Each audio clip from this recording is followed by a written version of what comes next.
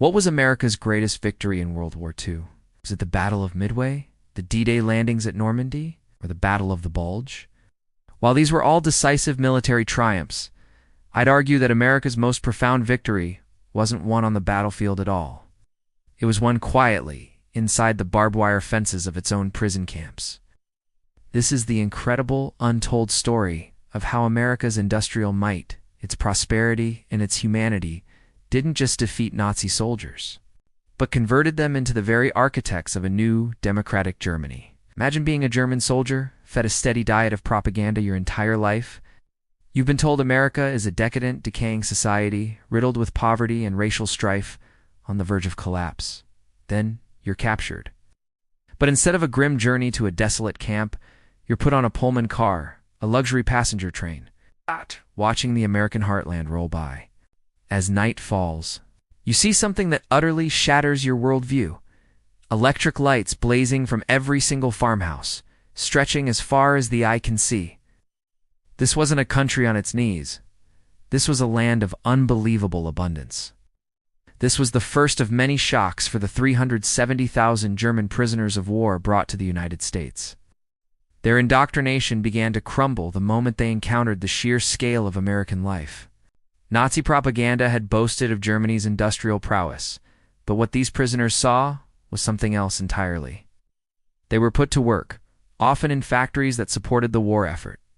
Imagine their astonishment at places like the Willow Run plant, where Henry Ford's assembly line churned out a massive B-2 for Liberator bomber every 63 minutes. They saw steel mills like Republic Steel pouring out more metal in a day than some German factories could in a month. In places nicknamed Rubber Town, they witnessed synthetic rubber being produced on a scale that dwarfed Germany's entire national output. The message was clear and undeniable. Germany was not fighting a nation. It was fighting an entire industrial continent.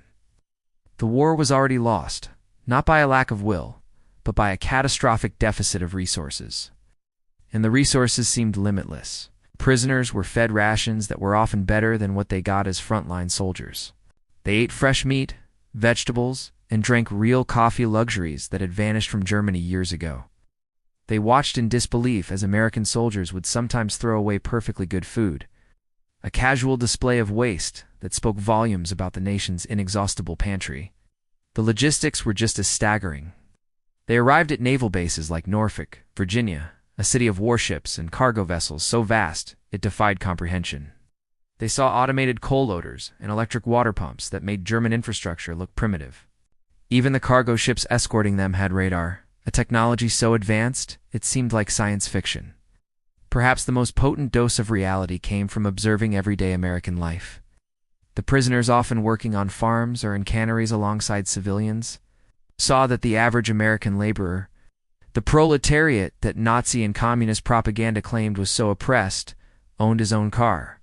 They drove to work, they drank Coca-Cola on their breaks, and they smoked cigarettes constantly.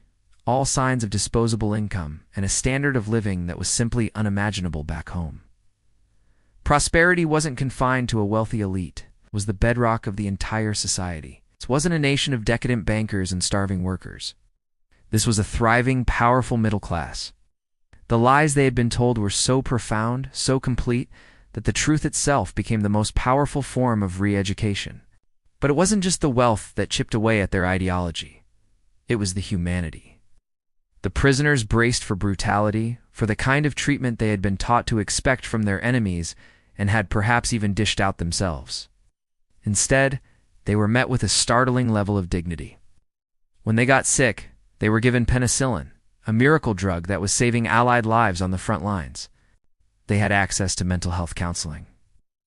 American civilian organizations, driven by a sense of Christian charity, sent over 500,000 Christmas packages to these enemy prisoners in a single year. This treatment directly contradicted the Nazi racial theories that had defined their world. They were being treated not as subhuman enemies, but as men. This simple act of decency was a weapon more powerful than any tank. It didn't just defeat their bodies, it began to conquer their minds. Then came the final, devastating blow. As the war ended, and the full horror of the Nazi regime was uncovered, the Americans began showing the prisoners films from the liberated concentration camps at Buchenwald and Dachau. For many, this was the moment of complete moral collapse. The skeletal bodies, the piles of shoes, the haunted eyes of the survivors, it was irrefutable proof. They weren't noble warriors fighting for a great cause. They were the tools of criminals, accomplices in the greatest crime in human history. The shame and guilt were overwhelming. One former officer later wrote, "We had been so proud of our soldierly conduct, and we saw that we had been the Praetorian Guard for a pack of murderers. The ideological foundation of their lives had been pulverized." Into this void, the Americans introduced a formal re-education program, but by this point, they were pushing on an open door. The prisoners were hungry for the truth. Over 40,000 of them voluntarily enrolled in courses on English, American history, and the principles of democracy. They read the Declaration of Independence and the Constitution. They studied the works of Thomas Jefferson and Abraham Lincoln. They debated the merits of free speech and a free press. For the first time, they were exposed to the ideas that underpinned the prosperous and humane society they had witnessed. They learned that America's strength didn't just come from its factories, but from its freedoms. These weren't propaganda lectures. They were genuine academic courses taught by German-speaking professors, many of whom had fled the Nazis themselves. The prisoners transformed. Fervent Nazis became passionate advocates for democracy. The results of this program were nothing short of astonishing. After the war, these re-educated prisoners returned to a Germany in ruins. But they brought back more than just memories. They brought back a blueprint for a new nation. They became the architects of democracy. Men like Walter Hallstein, a former POW, went on to become the first president of the European Commission, a key figure in building a united, peaceful Europe.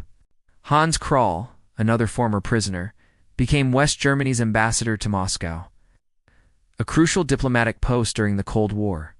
Thousands of others became teachers, journalists, politicians, and business leaders, applying the lessons of American efficiency and democratic values to the monumental task of reconstruction. About 5,000 were so impressed by their experience that they later immigrated to the United States. Statistically, the program's success is undeniable. Of the more than 370,000 prisoners held, an incredible 95% later rated their treatment as good or excellent. And think about this. Only 2,222 prisoners ever attempted to escape, and not a single one ever made it back to Germany permanently. Why would they? For many, the prison camp was the first place they had ever felt truly free, free from the lies, free from the hate, and free to imagine a different future. So, while the soldiers on the front lines secured the military victory, the quiet, unsung victory in the prison camps may have been the one that truly secured the peace. America didn't just defeat an army, it defeated an ideology. It did so not with bombs and bullets, but with the undeniable power of its own example. A testament to the fact that sometimes the best way to change your enemy's mind is to simply show them a better way to live. Thanks for watching. If you found this story as fascinating as I do, please hit that like button and subscribe for more hidden histories. See you next time.